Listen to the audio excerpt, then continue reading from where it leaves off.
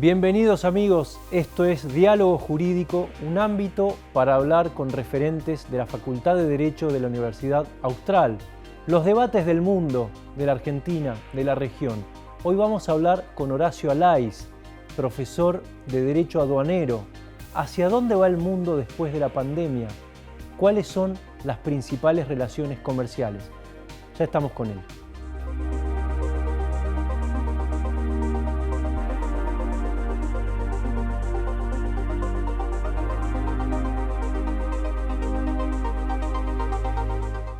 Horacio, muchísimas gracias. ¿Qué mundo viene después de la pandemia en materia de comercio exterior? ¿Más cerrado, más nacionalista cada país?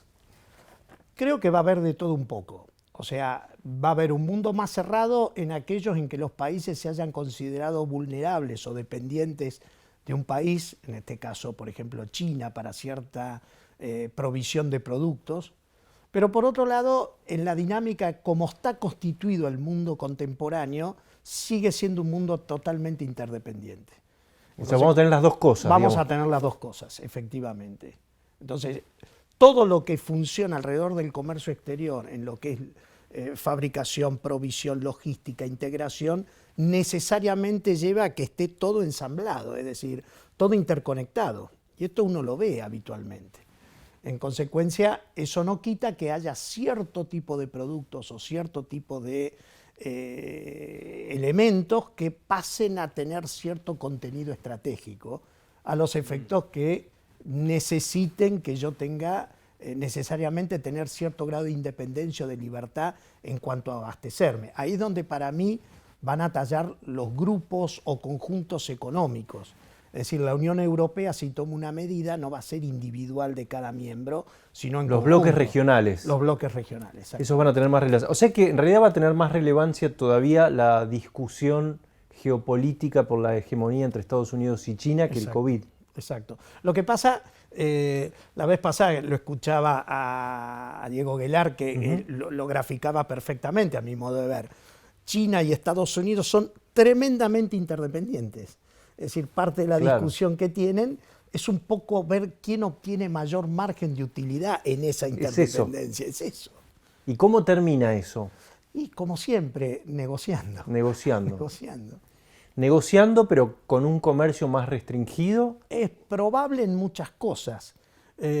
Hace poco salió un panel de la Organización Mundial de Comercio donde sanciona a Estados Unidos respecto del reclamo que hace China con los aranceles o sobrearanceles que había establecido. Se había vulnerado el principio de nación más favorecida y obviamente lo va a tener que adecuar. Hay que ver si Trump se va a acatar lo que le dice la OMC. Hace unos años me decían, ahí los demócratas decían, el habitante del centro de los Estados Unidos le echa la culpa a China, ¿no?, de la globalización y de que se quedó sin trabajo en Pensilvania, en Detroit. Pero en realidad el enemigo es el robot, porque si vuelve una empresa norteamericana a fabricar, ¿no?, y suponemos que está en el sudeste asiático o en Asia, va a volver, pero con una tecnología que no va a emplear la misma cantidad de gente, ¿no? Exactamente. Entonces, ¿cuál debería ser la preocupación de los ciudadanos respecto del comercio exterior en ese sentido? A ver, lo que el mundo indudablemente está mutando es que ya no interesa dónde se fabrica o ensambla o produce el producto determinado. El mercado global lo que quiere es un producto de mejor calidad y a un precio accesible.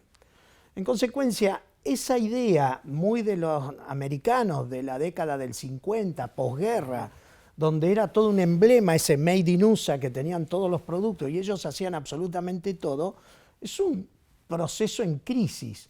Hoy fíjense que la mayoría del desarrollo que se produce está en el área de servicios, en el área del conocimiento. ¿Y por qué? Porque en definitiva lo que le da la diferencia al resto es quien maneja el saber. Yo siempre digo lo mismo, ¿qué es lo que más interesa? Lo que produce Silicon Valley, lo que producen las grandes universidades americanas, que son las dueñas de los productos. Eso deja muchísimo más valor agregado que que respecto a quién hace la manufactura. Tengo una anécdota, mis alumnos siempre la escuchan porque me gusta, es en una reunión en la OMC, en un congreso que participé, apareció un francés que era el supremo jefe de origen de la OMC y sacó un iPhone y dijo, ¿de qué origen es esto? Y todos dijimos China. Y al final él nos dice, ¿pero cuánto le aportó China? Y era un 5 o 3%. Y yo dice, ¿por qué tan poco? Y la verdad que el que más había aportado a ese iPhone ensamblado en China era Japón y Alemania. Ah, mirá. Entonces, el otro ejemplo emblemático que dio fue el Porsche, el auto emblemático de la industria automotriz alemana. ¿De qué origen es un Porsche? Alemán, dijimos todo. Ni siquiera se fabrica en Alemania, se fabrica en Polonia. E interviene en autopartes de 92 países. Entonces, eso marca que el mundo va por otro lado. Hay una anécdota de Milton Friedman con un lápiz que empieza a decir, la madera está fabricada en tal lado, la mina, eso ya en los 70, imagino que ahora será distinto. ¿Es imaginable un mundo sin restricciones al comercio exterior para beneficiar al consumidor? La idea y la tendencia a nivel mundial y lo que siempre ha propuesto la Organización Mundial de Comercio es eso. Las únicas restricciones, prohibiciones, son aquellas que son absolutas y que en definitiva ponen en tela de juicio o afecta las actividades humanas, las sanitarias, la de patrimonio cultural, la defensa, todo lo que tiene que ver con el control de plagas, enfermedades. Es decir, ahí estamos todos de acuerdo y de hecho son restricciones legítimas. Ahora, todo lo demás que tiende a poner trabas y demás, ustedes fíjense que lo que está proponiendo la Organización Mundial de Comercio desde la fundación allá por 1947 del GATT es la eliminación sistemática de los derechos aduaneros y que si analizamos globalmente han llegado a un mínimo, pero yo siempre cuando enseñamos la parte de tributación aduanera, digo, estamos analizando a los dinosaurios 20 años que caiga el meteorito. En algún momento tiene que desaparecer. No existe. Pero todavía, estás hablando de, ¿cuánto dijiste? ¿40 y pico? Exacto. Sigue Sí, habiendo pero han derechos. bajado las alícuotas significativamente. Pensá que tenés el Código Aduanero Argentino, en el artículo 666, admite la posibilidad, y esto está en la ley, de incrementar los derechos ad valorem hasta un 600%. Si no se puede aplicar es porque la Argentina en 2 tratados internacionales se autolimitó, que no pueden superar el 35% del valor. ¿Y las retenciones son un impuesto, un invento argentino o existen en otros lugares? El derecho de exportación es un tributo aduanero. De hecho, hay muchos países que lo tienen. Ajá. Está previsto, por ejemplo, en la Unión Europea. Ellos tienen en Tienen su legislación, pero lo tienen con alícuota cero. La única justificación que tiene el tributo a la exportación es solamente, el único fundamento es fiscal, es recaudar fondos. Es muy fácil. El Estado cobra cuando sale la mercadería y no arriesga nada porque es un impuesto que va sobre el precio. Claro, pero viste que los defensores de las retenciones te dicen en realidad que también tiene una función de que equilibra el precio interno porque Argentina exporta lo que consume. Es un absurdo, ningún país lo hace. El trigo, por ejemplo, el precio de la harina. Ningún país lo hace. Eso se puede regular de otra manera. Porque en definitiva, con ese mismo criterio, deberíamos tener productos caros en todas partes. Y no es así, no funciona. La única alternativa que se ha admitido el derecho de exportación es como un mecanismo de regulación de la economía de algún sector. Por ejemplo, si yo no quiero que se exporte un bosque nativo, la madera, entonces le pongo un fuerte derecho de exportación para que no sea negocio. O grabo la semilla oleaginosa. ¿Por qué? Porque lo que me interesa es que se haga el aceite y no que el aceite lo haga otro a partir de mi semilla que exporto.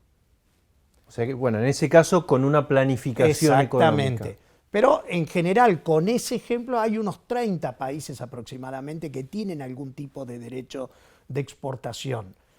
Algunos encubiertos, porque en definitiva... Claro, eso iba a decir, a veces son excusas, ¿no? Son excusas porque no lo llaman derecho de exportación, pero te sacan el dinero con motivo de la exportación para obtener un determinado certificado o para obtener un beneficio, ¿entendés? Entonces ahí es donde a veces lo disimulan.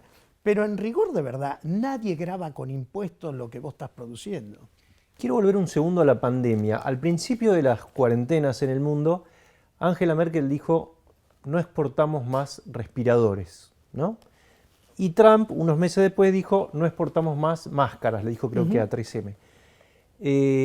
Eso no vulnera el derecho de los exportadores, porque obviamente tiene que ser a un precio. Bueno, Trump dijo, lo pago más de lo que vale, pero no hay una restricción también ahí al derecho del... A ver, en un contexto de pandemia y de la gravedad que estamos viendo y que tiene, ese tipo de medidas, de alguna manera, de tutelar un poco lo que yo voy a necesitar dentro de mi territorio, parecen de alguna manera justificadas, porque no es que les está expropiando, le dicen, miren, abastezcamos localmente. Todos los países de alguna manera han tomado medidas, inclusive acá en la Argentina. No es que se estableció una prohibición, pero se estableció una licencia, había que pedir o hay que pedir permiso si yo quisiera exportar un respirador. La idea cuál es, primero suministrar internamente donde tengo necesidades y obviamente cuando eso se estabiliza, liberar. En general eso lo han hecho casi todos los países y no hay bastante reparo en ese sentido. Lo que yo no puedo es regular la actividad de comercio exterior porque muchas veces las regulaciones llevan a que se instalen mecanismos de clientelismo, corrupción. Esto ya lo hemos visto con el sistema anterior de las declaraciones juradas, las de Jai. Hoy se está viendo algo con las licencias no automáticas. Con las licencias no automáticas y demás. ¿Eso favorece la discrecionalidad? Sí, totalmente. Totalmente, porque si yo tengo que determinar por qué le doy a uno y al otro no, ¿cuál es el baremo que yo tengo que utilizar? ¿Por qué a algunos sectores sí y a otros no?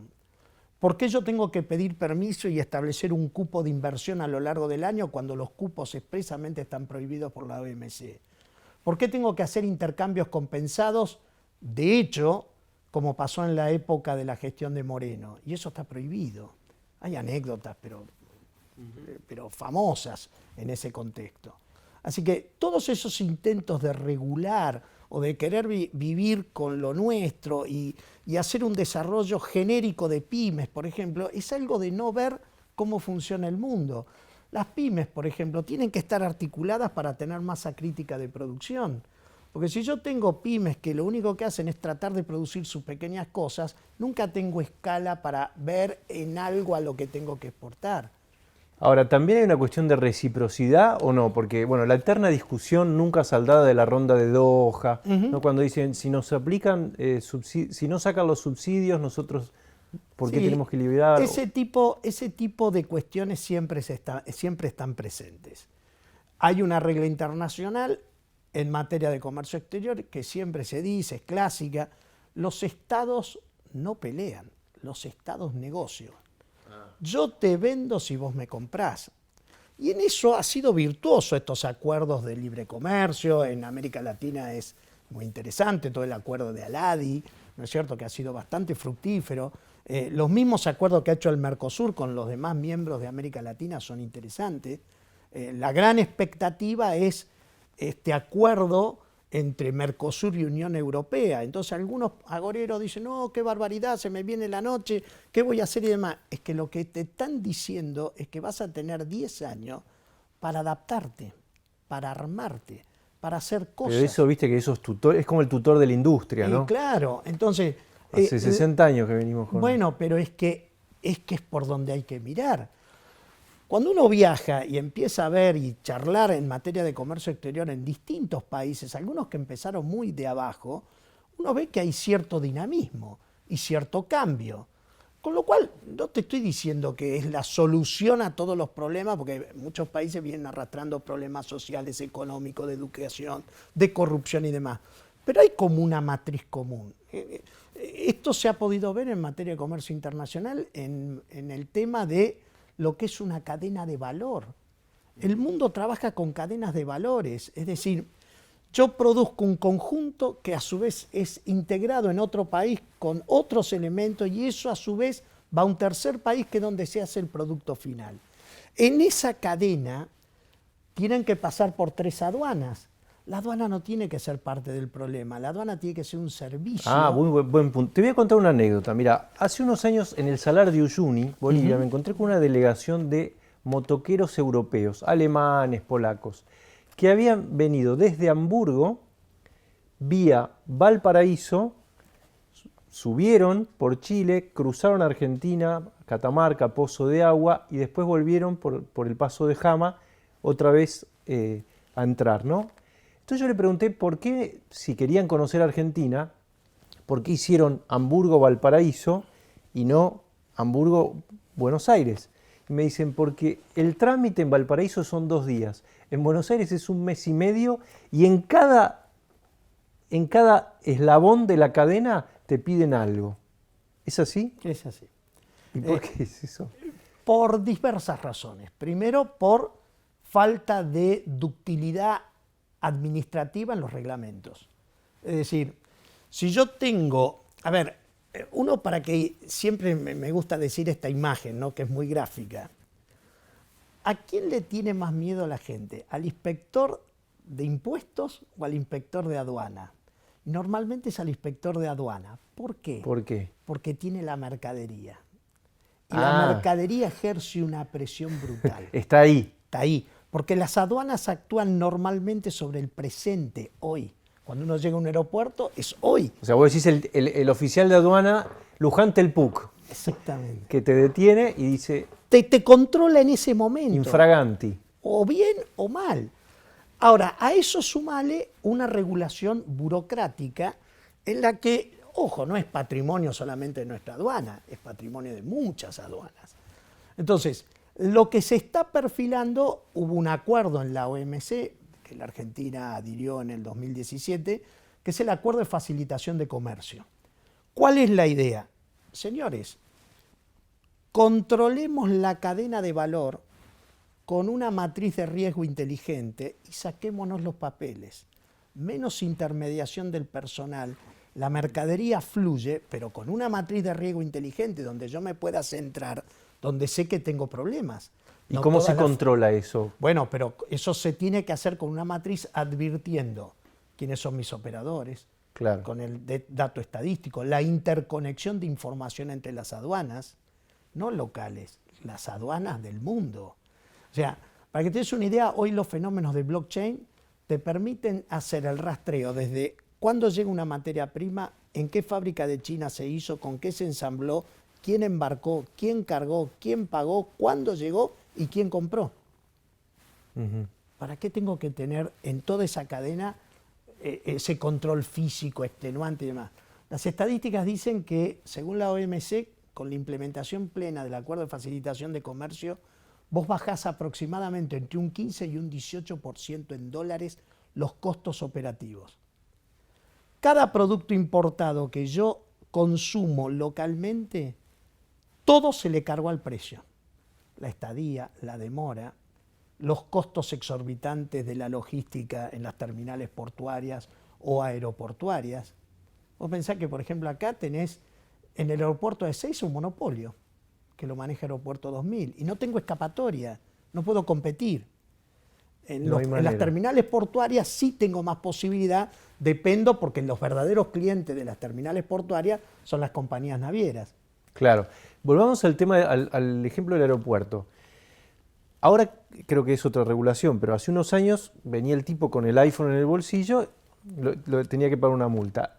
¿No tiene derecho a entrar un teléfono o tiene que beneficiar a la industria ensambladora de Río Grande? A ver, yo te explico 2 cosas que es lo que pasa, Sí. o que era lo que pasaba. En rigor de verdad, no estaba prohibido el iPhone. Vos lo podías traer. Si yo me traía un iPhone, no había problema. El problema es que nadie quería pagar el impuesto del iPhone. Entonces, ahí uno escondía el iPhone o no decía nada. Ese es un tema, ese es un contexto. En el régimen de equipaje pagás un arancel sobre el excedente del beneficio, que en un momento eran $300 por persona. Sí. Sobre el excedente pago el 50%.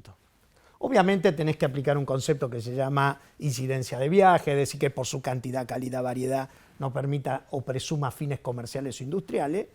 Mientras sea para uso personal u obsequio, no había problema. Pero vos decís eso, y es correcto, siempre hubo esta tentación. Yo me acuerdo, hace muchos años atrás, que el producto fetiche del argentino medio era la videocasetera. Claro. Y estaba expresamente, ahí sí, estaba expresamente prohibida traerla. En los 80. Los 80. Entonces, era una cosa espantosa porque ¿quién no ha tenido alguna vez alguna vieja anécdota de gente muy conocida que la traía donde había que ir a esperarla porque traía la videocasetera y en el caso puntual le habían robado la videocasetera. Claro, que también no pasa. podían hacer nada. Pero, ¿qué quiero dar como ejemplo? Ahí lo que se decía era proteger la industria ensambladora de Tierra del Fuego. Claro. ¿El proteccionismo favorece al país más pobre o al país más rico? Ah, qué pregunta. En realidad yo creo que los proteccionismos favorecen a sectores. Ah, bien. Siempre el proteccionismo. Nunca a un consumidor. Nunca. Olvídate. El proteccionismo favorece a un sector. Y el sector solamente puede subsistir en la medida que tenga esa tutela proteccionista, porque si no, no existiría. El consumidor, en la medida que tenga objeto de calidad y precio, siempre va a ser beneficiado. Aún cuando pueda comprar un producto que tiene dumping. Siempre en el dumping el único que se beneficia es el consumidor final. Entonces, la pregunta del millón es, ¿conviene que yo tenga tal o cual actividad? Y todo dependerá de qué matriz yo quiero dar. El ejemplo que se dio hace muy poco tiempo fue el de Falabella. Falabella es una industria, obviamente todos sabemos, de una empresa chilena que se ha expandido muy exitosamente en toda América Latina. ¿Cuál es el secreto? Lo que hacen las grandes marcas como Zara, por dar un ejemplo, o el Corte Inglés. Forman un proveedor, desarrollan un proveedor con determinado estándar de calidad, precio y todo ese tipo de productos. Ellos compran globalmente y abastecen a todas sus sucursales. Ahora, ¿qué pasa en la Argentina? Y la típica, por eso no se desarrollan las grandes marcas globales. Si yo tengo que, o me obligás a que tengo que comprar y desarrollar localmente un productor, se me hace difícil porque no tengo escala, no tengo tiempo y el costo es muy alto. Entonces, ¿qué es lo que puedo hacer?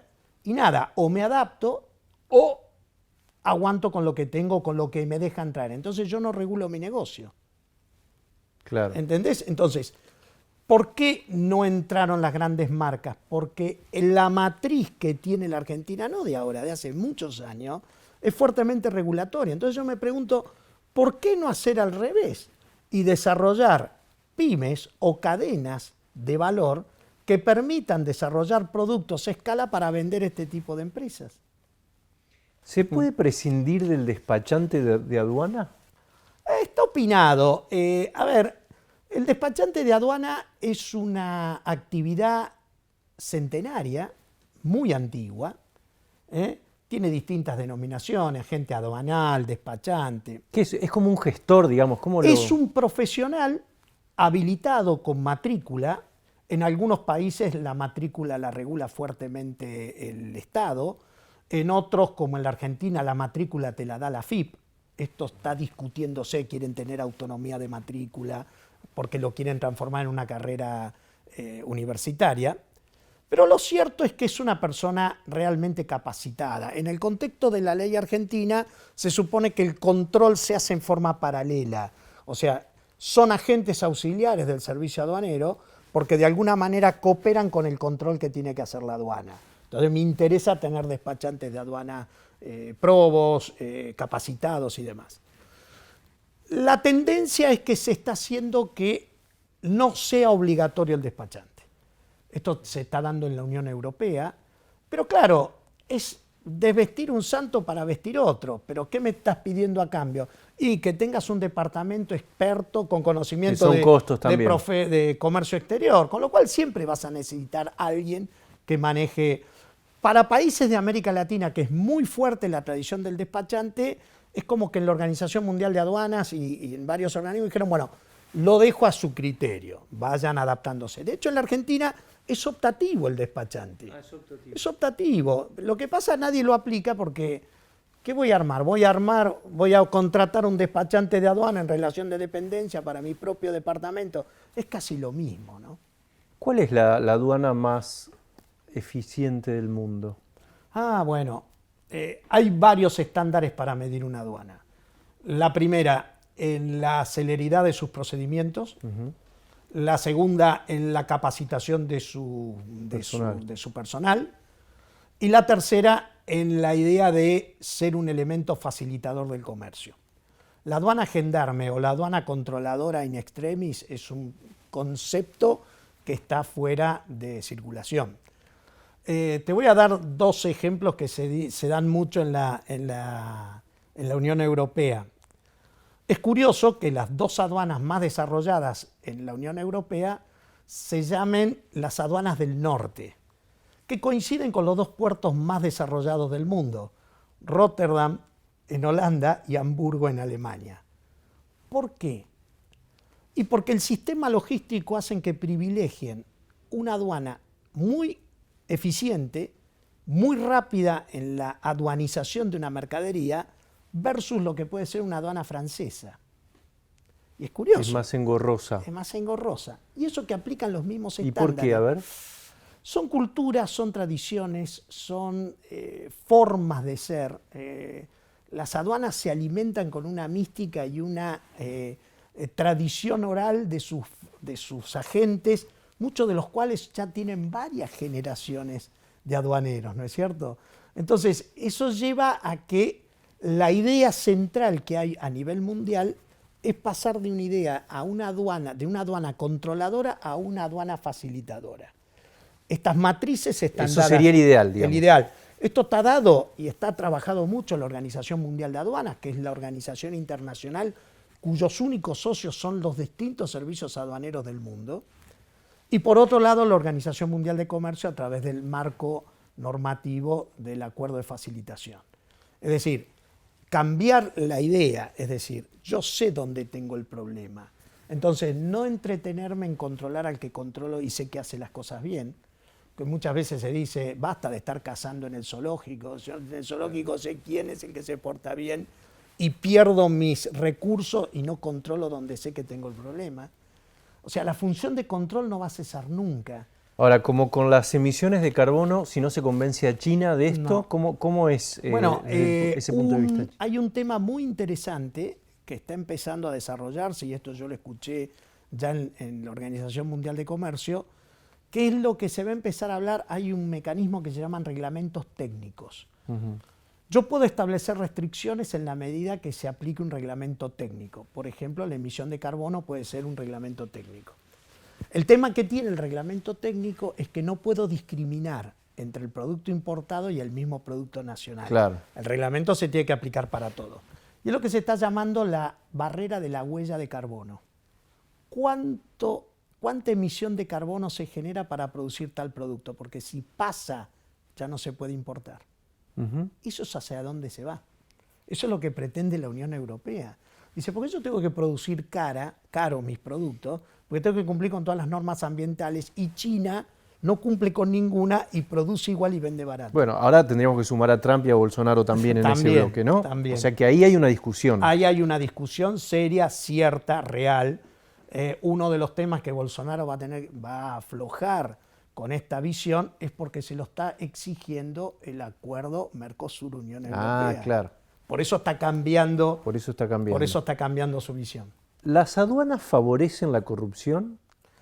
A ver, creo que no. Creo que la corrupción es un fenómeno propio de la condición humana, pero hay una regla que dice que a mayor restricción y mayor burocratización del sistema, se favorece la corrupción. Más oportunidades. Hay más oportunidades. El famoso kiosco o lubricar el procedimiento, esto es universal. ¿Por qué tardan tanto las causas aduaneras en la Argentina? Muy interesante. Primero porque tenemos un sistema que está colapsado. Las causas aduaneras tienen dos instancias, sobre todo en el campo infraccional. La instancia propiamente administrativa de la aduana, y una instancia revisora que puede ser en el Tribunal Fiscal o en sede judicial. Lo que demora realmente es la instancia aduanera, porque una causa puede estar con los mecanismos de interrupción de prescripción y demás casi 10 años abierta. Claro. Entonces, cuando ya llega el momento de apelación, el Tribunal Fiscal razonablemente lo soluciona rápido. Pero, como me dijo una vez un camarista del Foro Contencioso Administrativo Federal, que revisa, es el órgano de apelación del Tribunal Fiscal, me dice: Alais, estoy viendo historias viejas. Claro, le digo. Vos estás viendo una fotografía. Empresas que desaparecieron. Exactamente, de hace 8 o 10 años atrás. Y uno no guarda, a veces no guardan la documentación. O sea, nadie puede, es bastante engorroso. Hoy con la pandemia, por ejemplo, la aduana en la parte administrativa, como pasa también en la FIP, está cerrada. O sea, desde marzo no hay actividad en esos sumarios, salvo aquellas cuestiones urgentes. Horacio, muchísimas gracias. Gracias a vos, Francisco.